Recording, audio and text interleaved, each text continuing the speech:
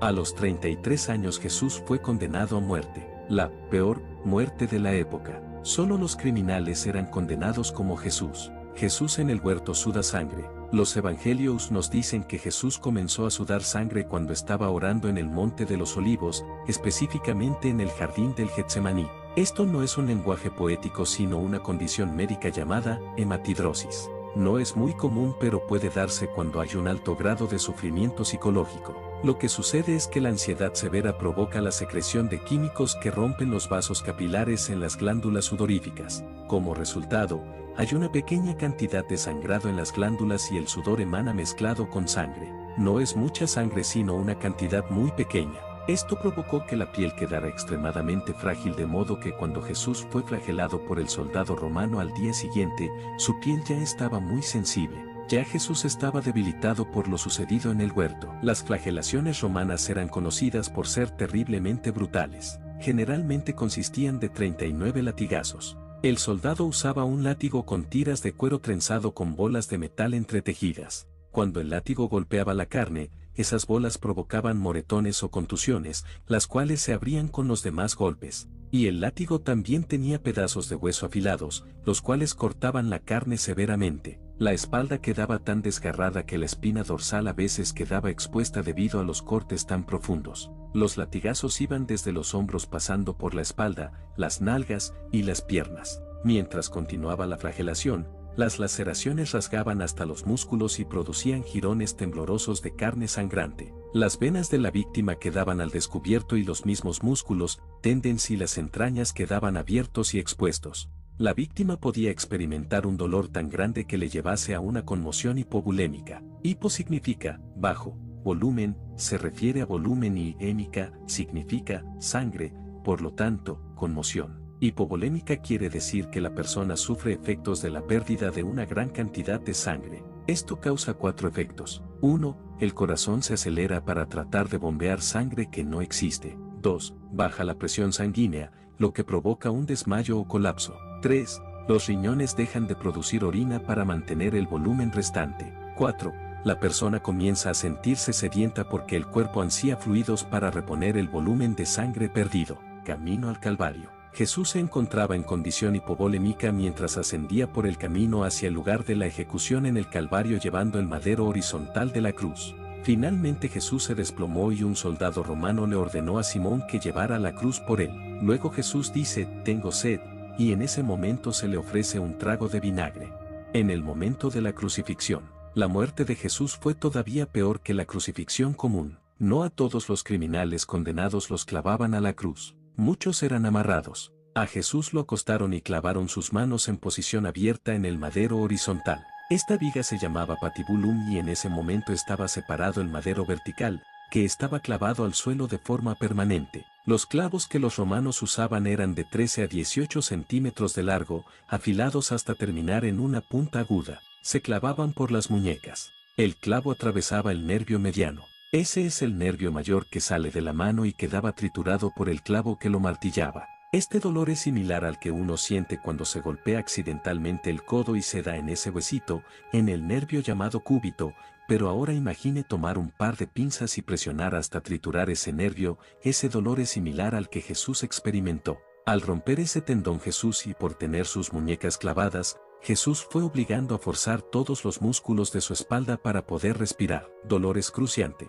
El dolor era tan insoportable que literalmente no existían palabras para describirlo. Se tuvo que inventar una nueva palabra llamada excruciante, que significa de la cruz, para describir semejante dolor. Jesús colgado en la cruz. Cuando Jesús fue alzado para unir el madero con el poste vertical se procedió a clavarle los pies. Nuevamente los nervios de los pies fueron triturados y eso debe haber causado un dolor similar al de las muñecas. Al momento de estar en posición vertical sus brazos se estiraron intensamente, probablemente 15 centímetros de largo y ambos hombros debieron haberse dislocado. Solo tome en cuenta la gravedad, para sacar su conclusión, lo que confirmaba lo escrito en Salmos 22, dislocados están todos mis huesos.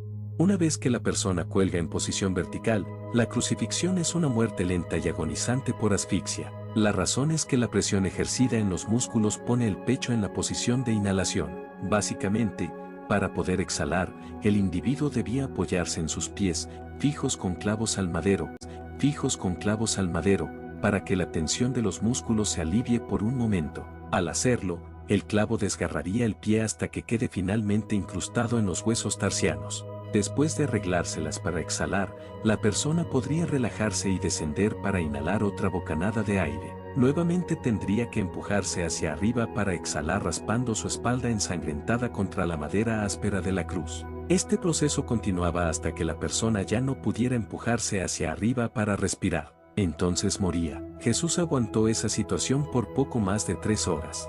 Muerte de Jesús. A medida que la persona reduce el ritmo respiratorio, entra en lo que se denomina acidosis respiratoria. El dióxido de carbono de la sangre se disuelve como ácido carbónico, lo cual causa que aumente la acidez de la sangre. Finalmente eso lleva a un pulso irregular. De hecho, al sentir que su corazón latía en forma errática, Jesús se hubiera dado cuenta de que estaba a punto de morir, y es entonces que pudo decir: Padre, en tus manos encomiendo mi espíritu, y luego murió de un paro cardíaco. Incluso antes de morir, la conmoción hipovolémica debe haber causado un ritmo cardíaco acelerado sostenido que debe haber contribuido al paro cardíaco, lo cual dio por resultado la acumulación de fluido en la membrana que rodea al corazón llamada efusión pericárdica, al igual que alrededor de los pulmones, llamada efusión pleural. Traspaso del corazón. Para acelerar la muerte, los soldados quebraban las piernas de los crucificados, utilizando para ello una lanza romana para despedazar los huesos de la parte inferior de las piernas. Eso evitaba que la persona empujara hacia arriba con las piernas para poder respirar, así que la muerte le seguía en cuestión de minutos. En el Nuevo Testamento se nos dice que los huesos de Jesús no fueron quebrados como ocurrió con los otros crucificados. Esto fue así porque los soldados habían confirmado que Jesús había muerto. Así se cumplió la profecía del Antiguo Testamento acerca del Mesías, donde se dice que ninguno de sus huesos sería quebrado. Pero el soldado romano, para confirmar la muerte de Jesús, le clavó la lanza en su costado derecho. La lanza atravesó el pulmón derecho y penetró el corazón. Por lo tanto, cuando se sacó la lanza, salió fluido claro, como el agua, seguido de un gran volumen de sangre, tal como lo describe Juan, uno de los testigos oculares, en su Evangelio. Además, hay que mencionar la humillación que sufrió por el desprecio y las burlas, cargando su propia cruz por casi 2 kilómetros. Mientras la multitud le escupía el rostro y le tiraba piedras, la cruz pesaba cerca de 30 kilos, tan solo en la parte horizontal, en la que le clavaron sus manos. Romanos capítulo 5 versículos 7 al 11. En verdad, apenas habrá quien muera por un justo, por un hombre de bien tal vez se atrevería uno a morir, mas la prueba de que Dios nos ama es que Cristo, siendo nosotros todavía pecadores, murió por nosotros. Con cuánta más razón, pues, justificados ahora por su sangre, seremos por él salvos de la cólera. Si cuando éramos enemigos, fuimos reconciliados con Dios por la muerte de su Hijo, con cuánta más razón, estando ya reconciliados, seremos salvos por su vida. Y no solamente eso, sino que también nos gloriamos en Dios, por nuestro Señor Jesucristo, por quien hemos obtenido ahora la reconciliación. Jehová demostró su gran amor cuando permitió que Jesucristo, su Hijo, muriera por seres humanos pecadores, Juan 3:16. Y, como pecadores, los humanos tenemos la tendencia a pensar y a hacer cosas que van en contra de las normas justas de Dios, Colosenses 1:21-22. Sin embargo,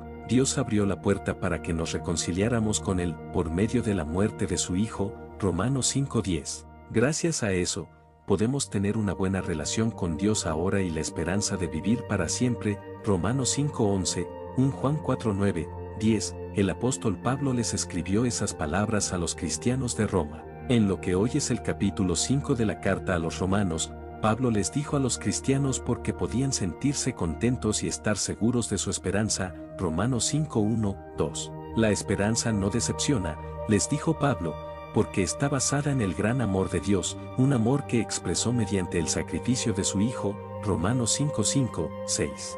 A diferencia de Adán, el primer hombre, Jesús obedeció a Dios en todo, Romanos 5:19. Adán fue desobediente y, por culpa de eso, sus descendientes heredaron el pecado y la muerte, Romanos 5:12. En cambio, gracias a que Jesús siempre fue obediente y entregó su vida en sacrificio, las personas obedientes pueden tener la esperanza de vivir para siempre, Romanos 5:21. Dios bendiga tu vida y te guarde. Si te gustó este video, compártelo y suscríbase a nuestro canal de YouTube.